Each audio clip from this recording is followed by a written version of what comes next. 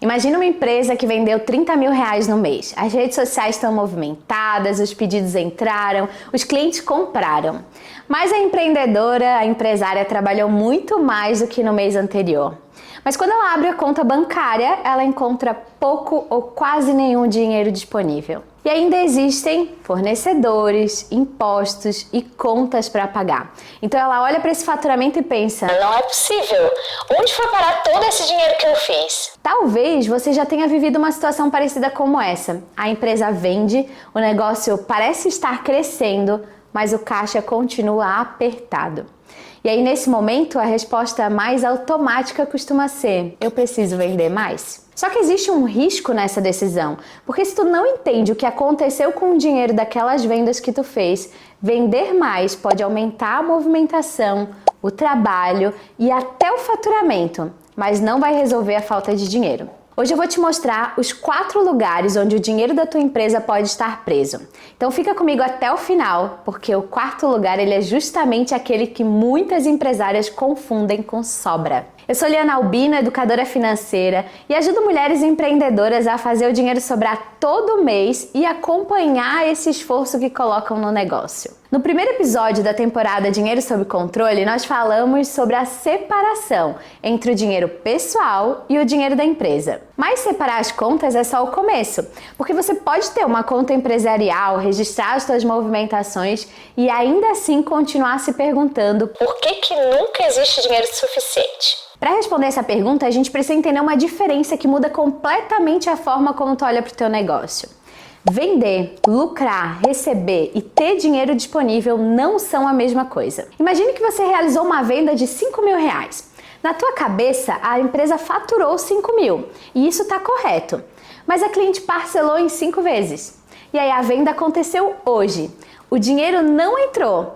E aí você recebeu apenas a primeira parcela, ou talvez nem tenha dado tempo de receber ainda. Por isso que vender não significa faturar e não significa receber. O faturamento ele registra o valor da venda. O caixa mostra quando aquele dinheiro realmente ficou disponível. E esse intervalo entre vender e receber é o que pode sufocar uma empresa, principalmente quando ela precisa pagar materiais, fornecedores, comissão, impostos, antes mesmo de receber o valor total do cliente. E aí a empresa comemora a venda hoje, mas precisa sobreviver até aquele dinheiro chegar. Então vamos lá, você vende um produto de R$1.000 em 10 parcelas, mas precisa pagar R$600 para um fornecedor ainda nesse mês. No papel, a venda aconteceu. Na conta, entrou apenas uma parte desse dinheiro. E aí a despesa chegou quase inteira. É assim que uma empresa pode vender bem e mesmo assim ficar sem fôlego. Agora imagina uma outra situação. Tu abre a conta e vê 10 mil reais. Parece muito dinheiro, né?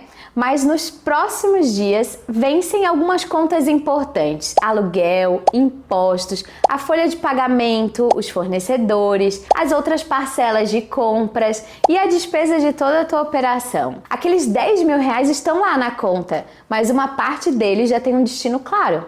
E é por isso que eu repito, saldo não é sobra. O saldo, ele mostra o quanto existe naquele momento. Não mostra sozinho quanto tá livre depois de todos os pagamentos e todas as contas que tu pagou. Então, quando a empresária olha apenas para o saldo e começa a tomar decisões, ela pode gastar um dinheiro que já estava comprometido. E aí parece que o dinheiro some, a conta do banco esvazia. Isso tudo enquanto as contas começam a chegar. Se essa diferença entre dinheiro na conta e dinheiro realmente disponível já ficou clara para ti, já aproveita e já curte esse vídeo. Assim o YouTube ele consegue entender que é um vídeo relevante para ti e distribui também para as outras empresárias que precisam desse conhecimento. Curte porque assim eu também entendo que o conteúdo está ajudando e continuo traduzindo a gestão financeira para a realidade de quem empreende. A empresa vendeu, o cliente pagou, o dinheiro entrou na conta, mas isso ainda não significa que aquele valor ficou todo para o negócio. Isso tu já entendeu, né? Que cada venda pode carregar custos, Material, embalagem, taxa de maquininha, comissão, frete, impostos, mão de obra, outros custos de serviço. Quando esses valores não são conhecidos, a empresária ou empresário, ele olha para a entrada e acredita que ganhou mais do que realmente ganhou. E é aqui que faturamento e lucro começam a ser confundidos. Imagina uma venda de R$1.000. Se para realizar ela, a empresa gastou R$850, ela não ganhou 1.000. Ela movimentou 1.000 e essa diferença é enorme. Porque movimento ele até impressiona, mas a margem é o que sustenta o negócio, o lucro é o que sustenta. Uma empresa ela pode vender muito, trabalhar muito e ainda construir pouco resultado. Esse é o ponto que muitas empresárias não enxergam. Elas olham apenas para as contas que vencem hoje, mas o caixa também precisa considerar o que ainda vai vencer lá na frente. Uma compra parcelada, um imposto que vence lá no dia 20, uma renovação, uma manutenção que tu precisa fazer ou até mesmo um pagamento de fornecedor. Até aquelas despesas que são sazonais, vem de vez em quando precisa ser considerada. E aí o dinheiro parece disponível porque a conta ainda não chegou, só que essa obrigação ela já existe. É como olhar para uma estrada e acreditar que ela está livre só porque tu ainda não chegou no pedágio. O pagamento ele está mais à frente, precisa estar na decisão de hoje. Por isso que uma gestão financeira saudável não olha apenas para o retrovisor, ela olha para o que está vindo ali na frente. Agora observa esses 4 lugares que eu vou te mostrar. O dinheiro ele pode não ter chegado ainda, ele pode estar comprometido, ele pode ter sido consumido por outros custos ou pode precisar pagar uma conta futura. E é por isso que a resposta da falta de dinheiro nem sempre está em vender mais. Às vezes a empresa ela não precisa primeiro olhar para as vendas, ela precisa entender o caminho que as vendas fizeram dentro daquela gestão financeira. Porque aumentar o faturamento sem entender o caixa pode significar aumentar o problema. Fluxo de caixa, é sobre isso que a gente vai falar agora e ele mostra o movimento desse dinheiro que eu estou te explicando, que entra e sai. E que não precisa necessariamente começar com uma planilha complicada. Ele começa com 3 perguntas básicas. Primeiro, quanto que entrou de dinheiro naquele período que tu está olhando. Não é o quanto que tu vendeu. O vendeu é faturamento, é o quanto entrou na conta. Pode ser o Pix, pode ser o dinheiro, pode ser o cartão, as transferências, os recebimentos de parcelas anteriores dos teus clientes. Segundo, o quanto que realmente saiu de dinheiro. Tudo que foi pago pela empresa, fornecedores, despesas fixas, impostos, parcelas, compras que tu realizou. Terceiro, e o quanto ficou e o quanto desse valor que já está comprometido. Essa terceira pergunta é o que realmente protege a empresária de olhar para o saldo e acreditar que tudo está disponível. O dinheiro que ficou, ele precisa ser comparado com as próximas obrigações. Então tu precisa saber quanto daquele valor ainda pode ser usado olhando para as contas que tu vai pagar. Agora a gente vai olhar para a rotina. Uma vez por semana, separa pelo menos 30 minutos. E eu chamo isso de meu momento com o dinheiro. E aí tu responde a essas perguntas. Quanto que entrou naquela semana, quanto saiu, quantas contas vão vencer e quais são os valores que tu ainda tem para receber. Depois tu faz uma pergunta final. Qual que é a decisão que eu preciso tomar antes que o dinheiro acabe? Talvez seja cobrar um cliente, talvez seja adiar uma compra, talvez seja rever uma despesa, guardar um dinheiro para o imposto que ainda vai vencer, renegociar um prazo. Ou pode ser que tu perceba que a empresa precisa sim vender mais. E agora tem um motivo claro para isso. A diferença é que você deixa de vender no desespero e começa a decidir com informação. Agora vamos para o exercício da tua semana. Pega os teus próximos 7 dias e anota tudo que tu espera receber nos 7 dias.